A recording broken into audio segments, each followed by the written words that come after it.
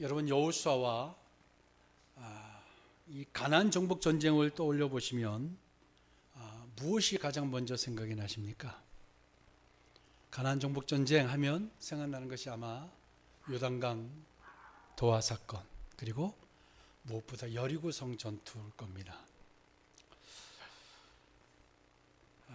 여호수아와 더불어 치렀던 가나안 정복 전쟁은요, 단순히 언약을 성취하고 땅을 유업으로 받는 전쟁만이 아니었습니다. 이것은 여호와의 심판 전쟁이었습니다. 그러니까 여호수아서를 한마디로 말하면 여호와가 하신 전쟁이었다라는 거예요. 그렇기 때문에 하나님께서 친히 전사로서 전투에 참여하신 전쟁입니다. 이 가나안 정복 전쟁은 하나님이 친히 총진군, 총진두지휘하시는 총사령관으로서 이 전쟁에 참여하셨습니다. 그래서 전열을 가다듬고 그리고 정비하고 마음을 단단히 먹는 것으로만은 승리할 수 없는 전쟁이었습니다. 이것은 오로지 하나님의 지시를 따라 순종하고 의지하는 것만이 승리의 열쇠였다라는 겁니다. 사실 이 가나안 정복 전쟁은 우리에게 많은 것을 말합니다. 오래전의 이야기지만 오늘날 우리의 이야기이기도 합니다. 그래서 오늘 말씀을 통해서 하나님이 이 시즌에 우리에게 하시는 말씀이 무엇인가가 여러분에게 들려지기를 축복합니다.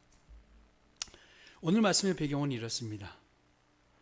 여호수아 1장은 이제 새로운 세대를 이끌고 가나안을 정복해야 하는 여호수아가 너무나도 두려웠지요. 그래서 하나님이 나타나셔서 거듭거듭 함께 하시겠다, 내가 함께 하겠다라고 거듭거듭 말씀하시는 장면이 나옵니다. 그리고 2장은 정탐꾼과 그리고 라합의 이야기가 갑자기 등장을 합니다. 이것은 구원에 있어서 굉장히 중요한 의미를 가지고 있기 때문에 아마 2장이 배치한 것 같아요. 그리고 3장에 드디어 요단을 건너는 이야기가 나옵니다. 요단을 건넌 다음에 돌을 가지고 나와서 그래서 기념단을 돌을 세우죠. 그리고 나서 이제 4장과 5장에 걸쳐서 여리고성 전쟁을 치르기 전에 반드시 해야 할 중요한 일이 있었습니다.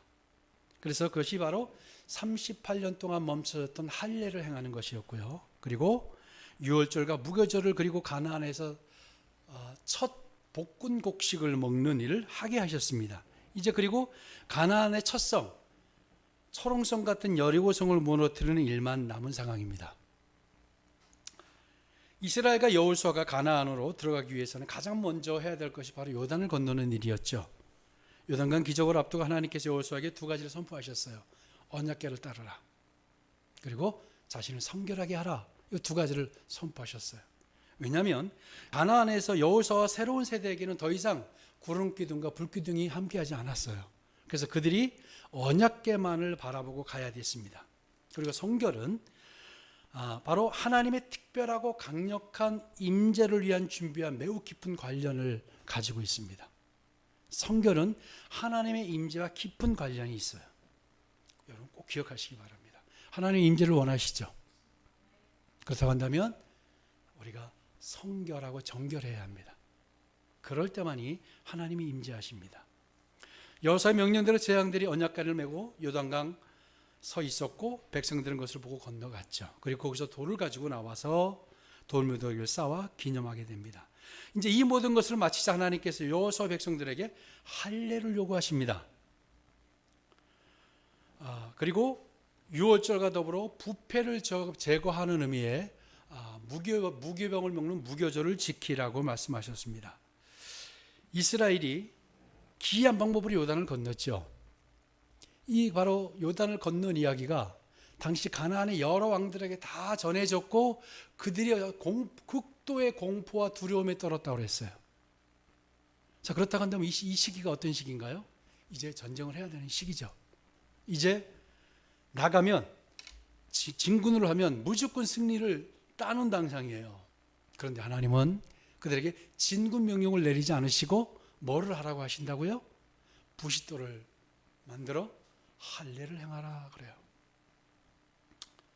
사실은 이 가나안 정복 전쟁에서 굉장히 중요한 사건이 여러분 요단강 도하이기도 하지만 이 사건이에요. 할례. 이 할례는 하나님의 백성임을 확인시키는 거예요. 그렇다고 하면 이 전쟁은 하나님의 백성이 하는 전쟁이 되는 거죠. 그래서 이 할례를 38년 동안 멈췄던 할례를 행하게 한 거예요. 다시 이야기하면 가나안을 무찌르기 전에, 가나안을 베기 전에 자신을 배하는 행위가 먼저 있었어야 되는 거예요. 나를 베고 나를 내려놓는 행위가 있어야만 여러분 가나안이 정복되는 거였어요. 그리고 유월절을 지키게 한 것은 그들이 어떻게 구원을 받았는가, 이걸 꼭 기억하라는 거예요.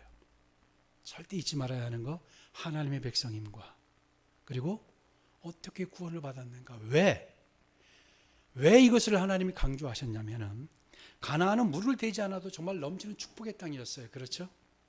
그러니까 이것은 가나안은 축복받은 땅이에요. 가나안에 사는 사람들은 하나님께 축복받은 사람들이었어요. 그런데 그 축복을 그들은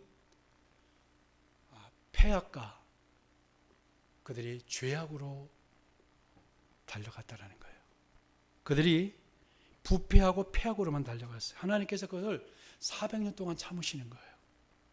하나님이 기회를 주셨는데 그들이 그것을 아주 패악으로 몰아갔어요. 그래서 하나님은 그 400년 동안 저 애굽에서 고통당하고 종살이하고 있던 정말 연약하기 짝이 없는 그 백성 무리들을 끌어냅니다. 그리고 하나님이 기회를 주셨는데 그 기회를 선용하지 못했던 이 가나안의 족속들을 이렇게 밀어내고 그 종살이하던 나약하게 그지없었던 그 백성들을 하나님의 백성으로 다시 한번 그들이 고백하게 한 후에 그 자리를 이렇게 대치시킵니다. 하나님은 우리에게 늘 기회를 주세요. 아멘. 근데 그 기회를 선용하지 않으면 하나님은 기다리다가 이렇게 이스라엘 백성들을 대치하듯이 대치시키시는 거예요. 물론 이것은 언약의 성취라는 측면도 있지만 이런 영적인 의미가 담겨져 있다는 겁니다. 오늘 본문은 여호수아와 이스라엘 백성들이 여리고성 일전을 목전에 앞둔 상황이었다고 했습니다. 자, 그러면 여호수아는 백성들에게 전진 명령을 내려야 하는데 내리지 않아요. 자, 할례도 행하고요, 유월절, 무교절 행사도 다 지켰어요. 이제는 정말로 나가서 여리고성을 무너뜨려야 돼요. 사기가 충천합니다. 백성들이 이 진구 명령을 내리자니까 얼마나 답답했을까요? 그렇죠? 아니, 우리가 그거 다 하지 않았냐? 성결하라고 해서 성결하게 했고, 할례도 행하고, 그리고 유월절 다 했는데 또 뭐가 필요한 거야? 여호수아는 한 발자국도 앞으로 나갈 수가 없었어요. 하나님이 함께 하신 것은 알았지만, 여러분, 이 가나안 세대가 전쟁을 해본 세대인가요? 아닌가요? 전쟁을 해보지 않은 세대예요. 대부분이다. 자, 이제 만약에 그들이 요단강은 하나님이 특별한 능력으로 건넜어요. 그런데 이제는 이 여리고성 전투는 직접 그들이 맞서 싸워야 되는 현장이에요. 그렇죠? 자, 그러면 이제 만약에 여기서 하나님이 함께 하신다는 건 알고 있었지만, 여호수아가 만약에 여기서 그들이 패한다고 한다면 어떻게 되죠? 그들은 다시 사망의 사막으로 되돌아가야 돼요. 40여 년 동안 그 참혹한 고통과 아픔을 두 눈으로 목격했던 사람이 바로 여호수아예요. 그렇죠? 다시 그들이 패한다고 한다면 사망의 사막으로 되돌아가야 하는 이 상황이 놓여 있는 거예요.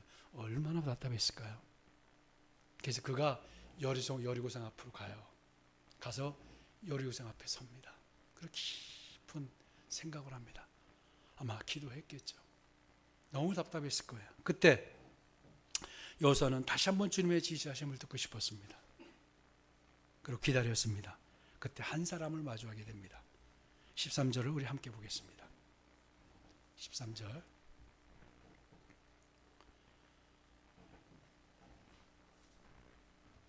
같이 봅니다. 시작. 여호수아가 여리고에 가까이 이르렀을 때에 눈을 들어본 즉 한 사람이 칼을 빼어 손에 들고 마주 서 있는지라. 나아가서 그에게 묻되 너는 우리를 위하느냐 우리의 적들을 위하느냐 하니. 아멘. 자, 여호수아가 한 사람을 마주하게 됐어요. 너무 반가웠겠죠. 하나님의 지시를 기다리고 있었는데. 그런데 그 사람이 칼을 빼들고 있는 거예요. 칼을 빼들고 있었어요. 그래서 대뜸 뭐라고 했는지 아십니까?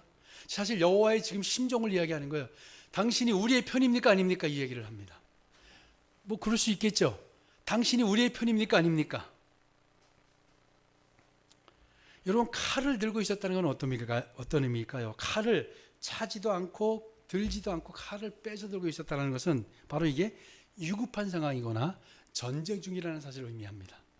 그렇죠? 그리고 지금 이것이 얼마나 위중하고 다급한 상황인가를 말하는 거예요. 칼을 들고 지금 마주하고 있어요. 그리고 이 사람이 누구인가를 14절 상반절이 말하고 있는데, 그가 이르되 아니라, 그가 같이 한번 읽겠습니다. 14절 상반절을 한번 읽습니다. 시작. 그가 이르되 아니라 나는 여호와의 군대 대장으로 지금 왔느니라. 뭐라고 했죠? 아니다.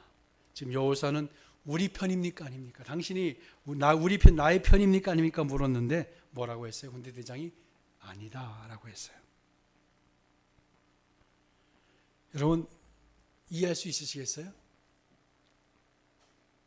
사실 이 말은 특히 이 칼을 두고 서 있었던 것, 이것은 이 전쟁의 성격과 아주 밀접한 관련을 가지고 있었습니다. 바로 여호수아서 핵심이라고 할 수 있는 바로 장면이 이 장면입니다. 가나안 정복 전쟁은 하나님께서 진두지휘하는 전쟁이라는 거예요. 이 전쟁은 이스라엘과 여호수아가 지휘하는 전쟁이 아니고 하나님께서 친히 진두지휘하는 전쟁이라는 사실을 확실히 해야 했습니다. 다시 이야기하면 가나안 정복 전쟁은 심판 전쟁이고 여호와의 전쟁임을 알아야 했다는 겁니다. 먼저 군대 대장이 한 말을 우리 주의깊게 한번 들어봅시다. 뭐라고 그랬다고요? 아니라. 얼핏 들으면 잘 이해가 되지 않아요. 여러분, 하나님의 사자로 왔으면 누구 편이겠습니까? 당연히 이스라엘의 편이 아니겠습니까? 그리고 여호수아의 편이 아니겠어요? 당연히 여호수아의 편이겠죠. 하나님의 백성을 돕기 위해서 오셨다고 한다면. 그런데 사실은 이 대답 속에 아주 중요한 교훈이 있습니다. 군대 대장은 두 가지를 이야기했어요. 뭐냐면 아니다. 다시 이야기하면 군대 대장은 어느 군대에도 소속된 대장이 아니라는 거예요. 왜 이렇게 대답을 했을까요? 여러분, 우리는 항상 누구 편인가가 굉장히 중요해요. 그렇죠? 살아가면서 저 사람이 나를 지지하느냐, 지지하지 않느냐, 저 사람이 내 편이냐 아니냐, 굉장히 중요하죠. 저 친구가 나를 더 좋아하는가, 저 직원이 나를 더 따르는가, 굉장히 중요하게 생각을 합니다. 그런데 하나님의 군대 대장은 여호수아 질문에 아니라고 일축을 했어요. 이게 무슨 말일까요? 다시 이야기하면 이 말은요, 하나님의 군대 대장은 어느 편에 속하거나 속해야 하는 존재가 아니라는 거예요. 하나님은 어느 편에 속하거나 속해야 하는 존재가 아니라는 거예요. 이 말은 지금 여호수아가 질문할 질문이 우리 편이냐 아니냐의 문제가 아니었다라는 거예요. 바로 이것은 어떤 문제였느냐? 주권에 관한 문제예요. 이 전쟁의 주권에 관한 문제인데, 바로 여호수아가 진두지휘하는 전쟁이 아니라 여호와의 전쟁이었다라는 겁니다.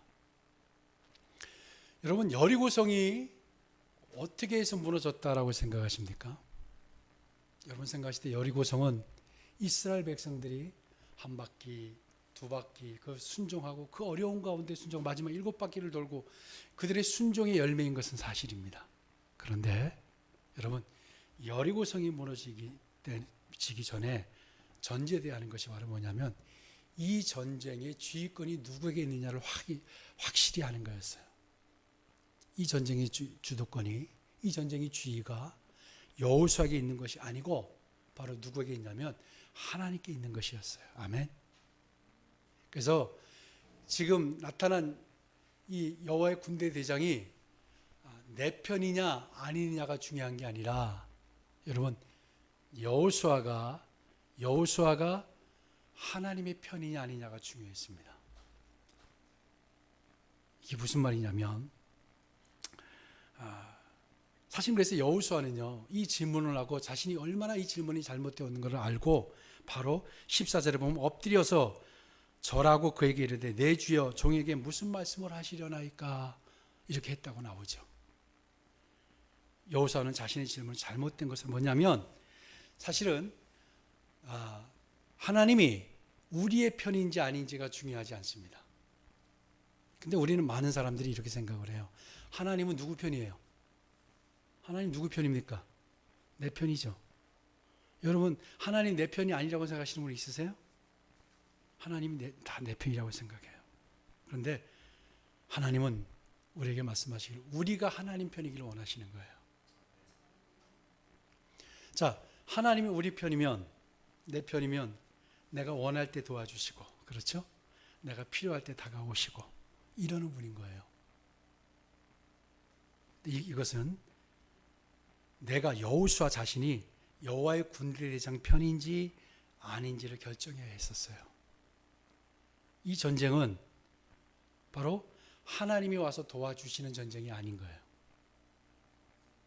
우리의 삶이 그래요. 우리의 삶은요.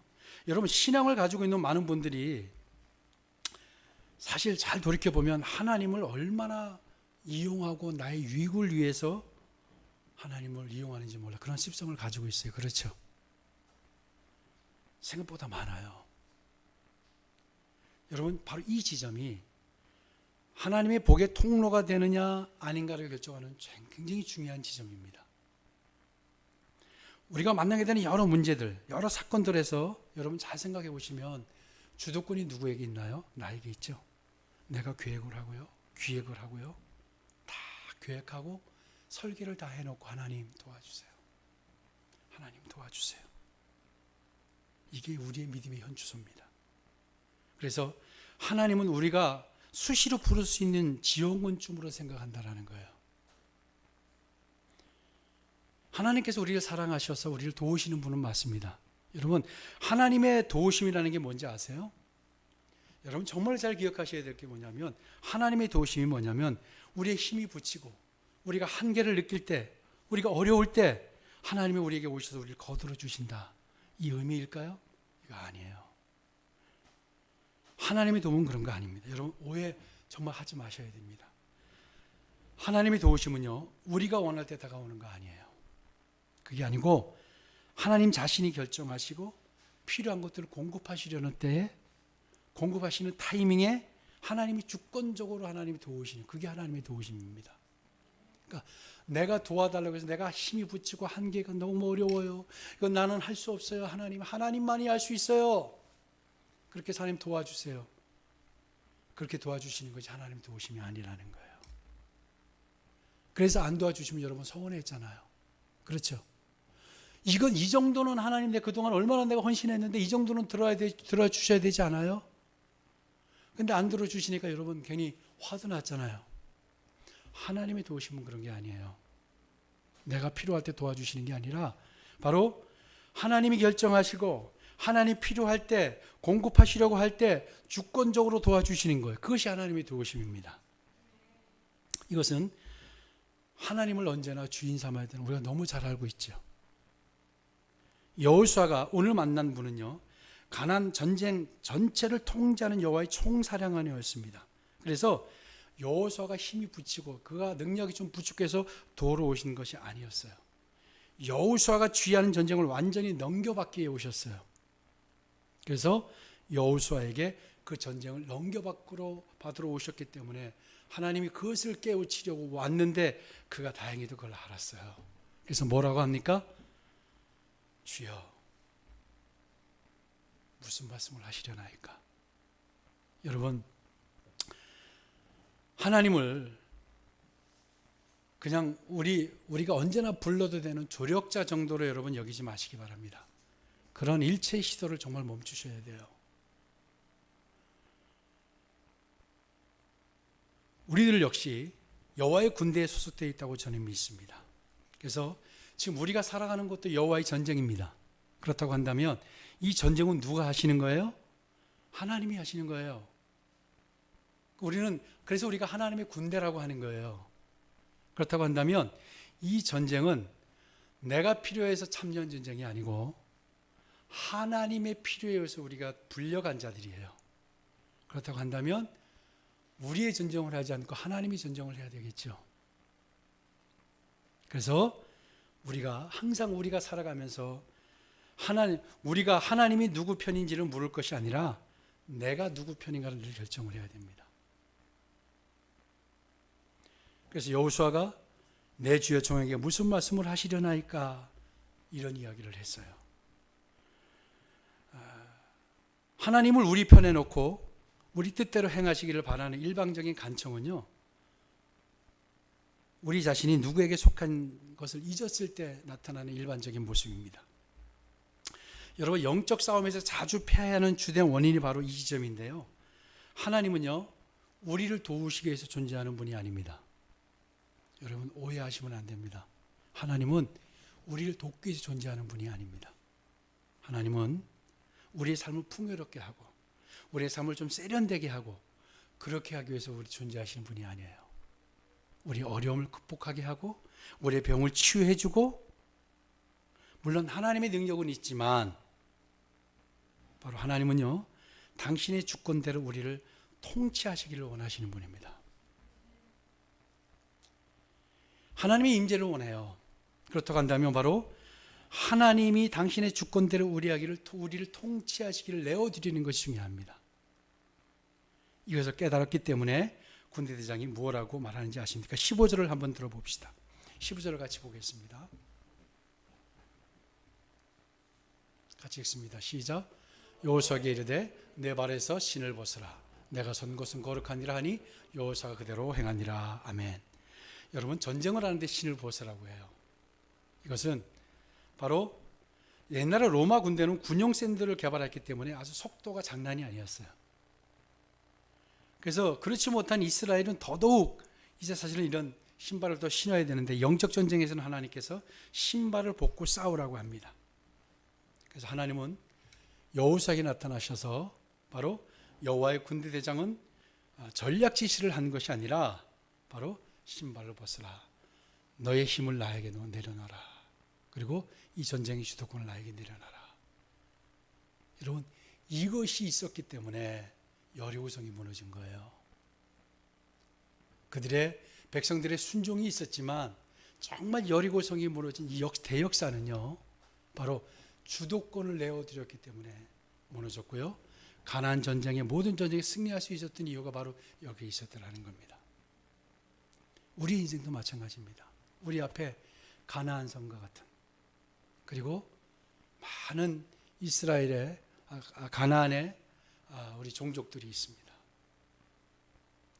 근데 이 모든 것들을 우리가 앞으로 승리하기 위해서는 우리 인생을 하나님께 온전히 드리는 것. 내가 하나님께 속했느냐, 하나님이 나에게 속했느냐, 여러분 결정해야 돼요. 하나님이 나에게 속한 분이 아닙니다. 내가 하나님에게 속한 분입니다. 속한 사람입니다. 이것이 여러분 선행되지 않으면 여러분의 인생 가나안성은 무너지지 않을 겁니다. 여리고성이 무너지지 않고요. 그 실패가 뭐였죠? 바로 아이성에서 실패를 하게 됐잖아요. 그래서 이 진리를 바로 알았던 바울이 뭐라고 했냐면, 하나님의 선하시고 온전하신 뜻이 무엇인지 분별하도록 하라. 그러기 위해서 먼저 너희 몸을 하나님이 기뻐하시는 거룩한 산제물로 드리라 라고 했던 것입니다. 하나님께서 모세에게 소명을 주시기 전에 나타나셔서 하신 말씀이 동일해요. 내가 선 곳은 거룩하니 신발을 벗으라. 신발을 벗는다는 것은 여러분 자신을 내려놓는 걸 말해요. 의탁하는 걸 말합니다. 여러분, 하나님의 통치가 여러분 안에 임하기를 원하시죠? 그러면 내가 하나님께 속한 자인가를 여러분이 한번 돌아보셔야 됩니다. 그래서 오늘 이 말씀을 통해서 여러분의 앞에 놓인 이제 여리고성과 이제 모든 축복의 땅들이 다 열리게 되기를 축복합니다. 기도하겠습니다.